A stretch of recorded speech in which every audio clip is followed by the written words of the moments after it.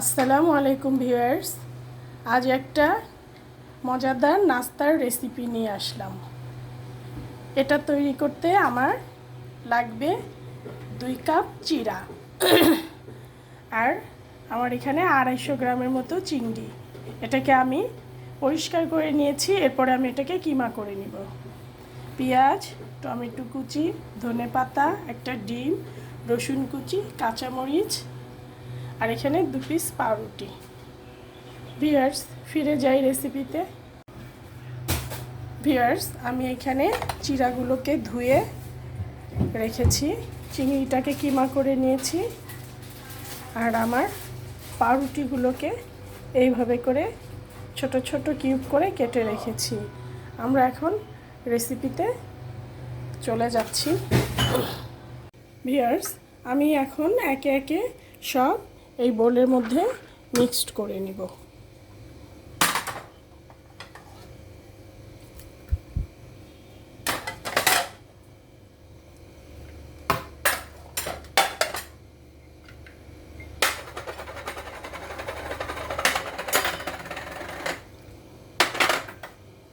ডিমটা দিয়ে দিব, ধনেপাতা আর এখানে সামান্য লবণ এটা দিয়ে দিব আর একটু ফিশ সস ইউজ করব।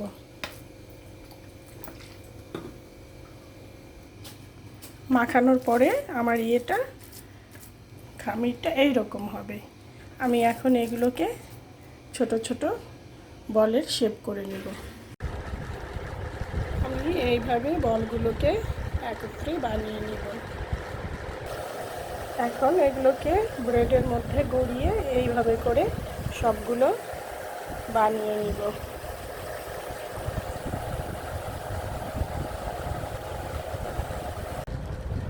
ভিউয়ার্স, আমার সবগুলো বল বানানো হয়ে গেল। এগুলো বানালে এই রকম হবে। এখন আমি এগুলোকে ভাজতে চলে যাব। ভিউয়ার্স, আমার বলগুলো ভাজা হচ্ছে। আমি এরকম ধিমা আঁচে আস্তে আস্তে করে গোল্ডেন ব্রাউন করে বলগুলো ভেজে নিব। আমার বলগুলো এরকম কালার হবে। এরকম কালার হলে আমি এগুলোকে এখন তুলে ফেলব। আমার বলগুলো ভেজে নেওয়া হয়ে গেছে।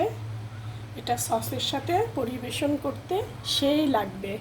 ভিউয়ার্স, এটা উপর থেকে ক্রিস্পি, ভিতরটা একদম সফট, খেতে সেই লাগবে। আপনারা বানিয়ে খাবেন।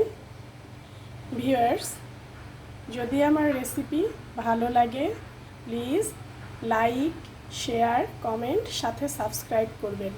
সবাই ভালো থাকেন। আল্লাহ হাফেজ।